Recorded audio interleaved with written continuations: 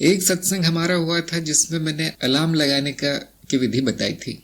गुरु क्षेत्र में अलार्म कैसे सेट करना है वो मैंने विधि बताई थी। मैं दोबारा नहीं बताना चाहता। बहुत काम का सत्संग था वो। जिनकी भी इच्छा है वो मुझे केवल बता दें। केवल बता देना है आपको, थोड़ा फॉर्मली बताना है, लिख कर या ऐसे कुछ। और मैंने संकल्प धारण किया हुआ है कि जो भी मुझे मेरी सहायता चाहेगा उसके लिए मैं रहूंगा। ये मेरा पहले संकल्प है। ये तो सभी का रहेगा। मतलब जो ज्ञान प्रसार में आ गए हैं, जिन्होंने अपनी सत्संग शुरू कर दी है, वीडियो शुरू कर दिया है, ध्यान दीजिए। आपने कर तो दिया है, लेकिन आपका उत्तरदायित्व हो गया है कि जो आपसे सहायता मांगता है उसके साथ रहना। आपको अपने जन्म जो है, आपको अपनी मुक्ति आगे बढ़ानी पड़ेगी दूसरों की सहायता करने के लिए। इसको हम कहते हैं बोधिसत्व वृत्ति। मैं तैयार हूँ देव योनि में जाने के लिए, मैं गुरु हो गया हूँ और यहाँ 50 लोग अंधेरे में पड़े हैं, सहायता मांग रहे हैं। अब वो कैसा गुरु है जो वापस नहीं आएगा? जो महागुरु है उन्होंने ऐसा संकल्प लिया है कि मैं अनंत काल तक वापस आता रहूंगा। बीच बीच में छुट्टी पे जाएंगे वो, इस बात सही है, लेकिन अनंत काल तक आते रहेंगे अनंत रूपों में। यह है बोधिसत्व वृत्ति। हम ऐसा नहीं कर सकते, लेकिन कुछ मामलों में जहां पे बहुत जरूरी है वापस आना, वहां पे वापस आया जा सकता है मनुष्य रूप में, और वो अपने आप ही होगा। वो भी गुरु क्षेत्र ही करेगा। हम में तो क्षमता नहीं है इतनी कि पता कर सके कि किसको मेरी आवश्यकता है, किसने कहाँ जन्म लिया, फिर मैं ठीक वहीं जन्म लूं, अपना जाल बिछाऊं और उसको पकड़ूं वापस। ये मनुष्य में इतनी क्षमता नहीं है। कैसे होता है मैं नहीं जानता, लेकिन ऐसे ही होता है। कारोबार ऐसा ही है गुरु क्षेत्र का।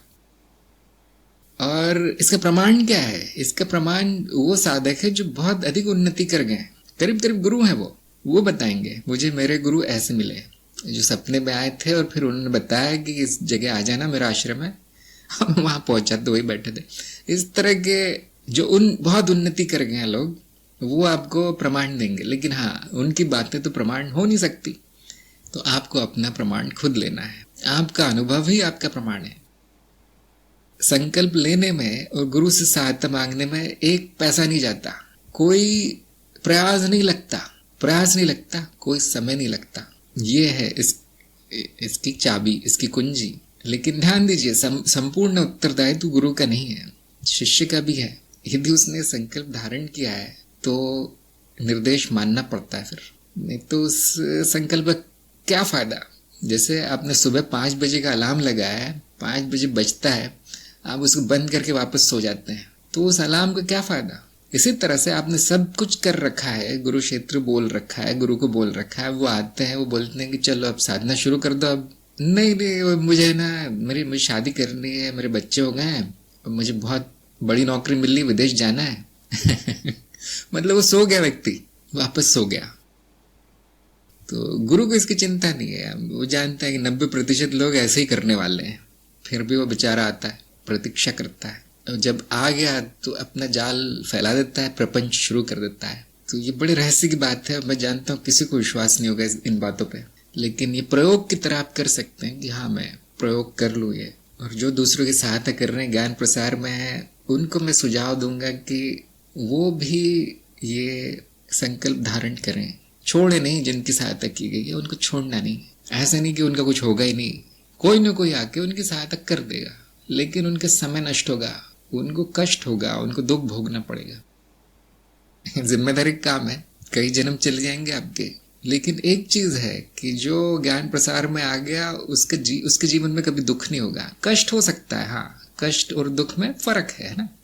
आप कुछ भी करने जाते हैं, उसमें मुसीबतें आती हैं, उसमें व्यवधान, उसमें ये सब आता है, लेकिन वो सब ठीक कर दिया जाता है, क्योंकि आपका जीवन दूसरों को समर्पित है। इसलिए आपको कोई दुख नहीं होगा। आप आए क्यों है यहाँ पे?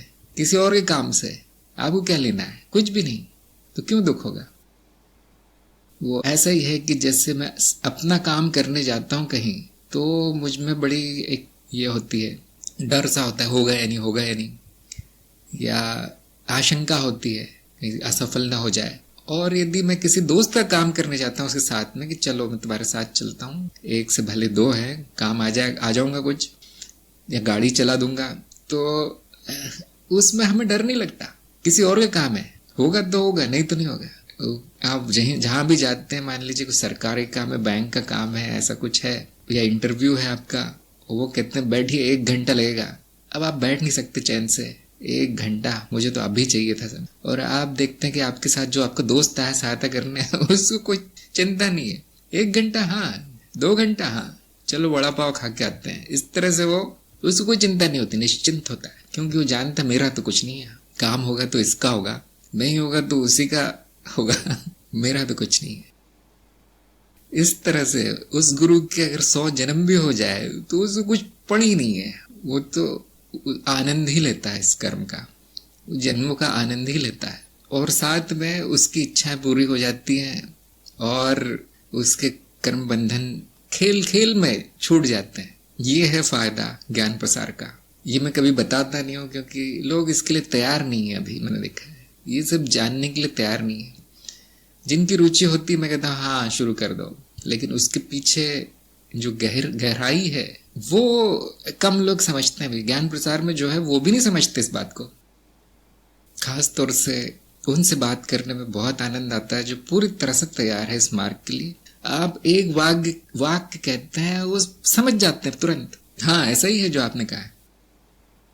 ये एक तरह के प्रेम में पड़ जाने जैसा है, सब कुछ मैच हो रहा है, वैसा ही आनंद आता है। और ये बार बार आपको करने का मन करेगा कि चलो एक का काम हो गया, दूसरे का हो गया, तीसरे, इसी में संतुष्टि है। और आप देखेंगे आपका जीवन ऐसा चल रहा है जैसे प्राकृतिक रूप से चल रहा है। आप देखेंगे सब कुछ सही ही होगा, कष्ट होंगे हाँ, वो मैं जानता हूँ, मनुष्य जीवन अर्थात कष्ट से भरा है, लेकिन वो कष्ट वैसा ही है जैसे आप पहाड़ पर चढ़ने जाते हैं कि चलो आज पिकनिक पे या ट्रैकिंग में जाते हैं, तो पहाड़ पे चढ़ते समय बड़ा कष्ट होता है, हाथ पैर पीठ दुखती है, भूख लगती है, पसीना आता है, लेकिन जब आप ऊपर चढ़ जाते हैं तो उसका मजा ही कुछ और है, उसका आनंद ही कुछ और है। वैसा ही है, हमने वो कष्ट अपने आनंद के लिए लिया है, बिना प्रयास के कुछ नहीं मिलता, तो ये आनंद भी दूसरों को सिखाने का कष्टों से भरा है, लेकिन हमें वही करना है।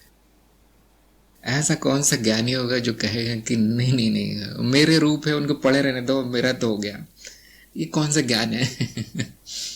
सभी मेरे रूप है, उनको दुख में नरक में पड़े रहने दो, ये कौन सोचेगा? इसलिए बड़ा प्राकृतिक है ज्ञान प्रसार। हाँ, बहुत सभी लोगों में क्षमता नहीं होती, सभी लोगों में योग्यता नहीं होती, किसी को बोलना नहीं आता, किसी को ठीक से लिखना भी नहीं आता, किसी को संपूर्ण ज्ञान नहीं हुआ है कि वो हर प्रश्न का उत्तर दे दे, तो ऐसे लोगों को नहीं करना चाहिए ज्ञान प्रसार। इसलिए मैं चुन चुन के जो है ज्ञान प्रसार करवाता हूँ। बहुत से लोगों ने इच्छा प्रकट की है, लेकिन जो तैयार नहीं है उनको मैं मना कर देता हूँ, पहले आप स्वयं को सुधार लो, ये बहुत बड़ी कला है। और जब वो थोड़ा बहुत भी कुछ कहने लायक हो जाते हैं तो उनको हाँ बोल दिया जाता है, चलो अब शुरू हो जाओ। गुरु को कुछ नहीं चाहिए, गुरु मांगता है ताकि आप छोड़ दें, आपकी छुट्टी करवाने के लिए मांगता है, ये गुरु दक्षिणा है। हाँ, उसका अर्थ बदल गया है, केवल सतयुग में अर्थ लोग जानते थे उसका, है ना। अब बाकी युगों में उसका अर्थ होता है कि गुरु को खुश करो कुछ देकर ताकि आपको कुछ मिल जाए, लेन देन हो गया है। लेकिन असली अर्थ ये है कि गुरु आपसे छीनता है ताकि आप उड़ पाओ ऊपर, जैसे मैंने उदाहरण दिया था, आपका बोझा ले लेता है। अभी भी ऐसे गुरु है, एक किस्सा मैं जानता हूँ, एक गुरु थे जो फॉरेनर थे, मतलब अंग्रेज थे, और उनका एक शिष्य था जो उनसे निर्देश ले रहा था, लेकिन वो जहां भी जाता था लैपटॉप लेके, उसे कंधे पर लैपटॉप टंगा रहता था, सत्संग में भी लैपटॉप पे टिकर करता रहता था, जैसे मैं कर रहा हूँ, छोड़ नहीं पाता था। और गुरु ने देख लिया, और वो गुरु का बहुत आदर करता था, बात सही थी, मानता था गुरु को। गुरु ने कहा मेरी गुरु दक्षिणा है, तुम्हारा लैपटॉप मुझे दे दो। वो विचलित हुआ होगा कि ये जो मेरे जीवन का भाग बन गया मैं कैसे दे दूं, तो वो गुरु ने रख लिया अपने पास।